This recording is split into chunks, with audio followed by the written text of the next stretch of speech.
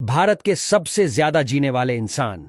Number 5, स्वामी शिवानंद, भारत के 125 साल के बुजुर्ग, जिन्हें अभी हाल ही में पद्मश्री अवार्ड दिया गया था।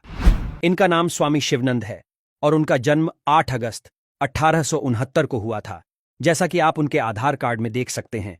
और ऐसा आधार कार्ड भी आपको शायद ही कभी देखने को मिले।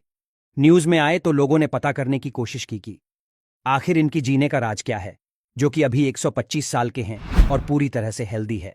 तब उन्होंने बताया कि उनके डेली रूटीन की वजह से जी रहे हैं और डेली 1 से 2 घंटे योग करते हैं।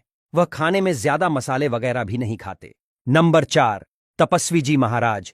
इनका जन्म 1770 में हुआ था और मृत्यु 1856 में हुई थी। यह 186 सालों तक जीवित रहे थे।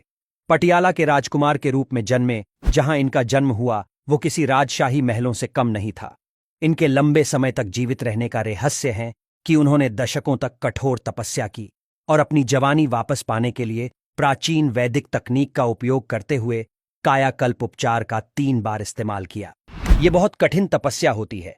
कायाकल्प उपचार एक प्राचीन वैदिक तकनीक है जो शरीर को जवान और स्वस्थ रखने के लिए इस्तेमाल की जाती है। नंबर 3, देवराहा बाबा। देवराहा बाबा इंडिया के उत्तर प्रदेश से थे। इनका जन्म 1740 में हुआ था और मृत्यु 1990 में हुई थी। यह कुल 250 सालों तक जीवित रहे थे और इन्होंने बहुत अलौकिक सिद्धियां प्राप्त करी थीं। कहा जाता है कि ये बाबा बहुत चमत्कारी थे। इनका आशीर्वाद लेने बहुत बड़े लोग आते थे। देश के पहले प्रधानमंत्री जवाहरलाल नेहरू, राजीव गांधी से लेकर अटल बिहारी वाजपेयी भी आ चुके हैं। नंबर 2, महाष्टा मुरासी। यह शख्स पिछले 181 साल से जीवित है और जो अभी भी अपनी मौत का इंतजार कर रहे हैं। उत्तर प्रदेश के वाराणसी के रहने वाले महाष्टा मुरासी अपने बारे में बताते हुए कहते हैं कि उन्हें लगता है कि मौत उनके घर का रास्ता भूल गई है।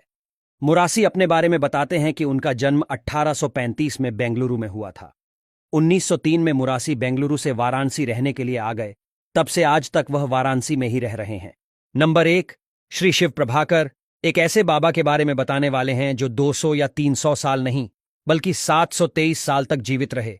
हम बात कर रहे हैं श्री शिव प्रभाकर सिद्ध योगी जी की, जिनका जन्म 1263 में अकावूर मारा में हुआ था और महज 9 वर्ष की आयु से ही उन्होंने गुफाओं में ध्यान लगाना शुरू कर दिया और इतनी सिद्धि हासिल कर ली कि वे लोगों के भविष्य से लेकर वह क्या सोच रहे हैं सब बता देते थे।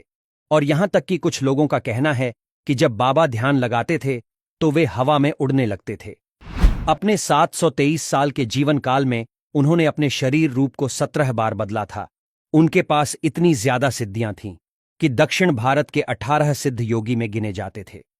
6 अप्रैल 1986 को उन्होंने केरल के पहाड़ों में समाधि ले ली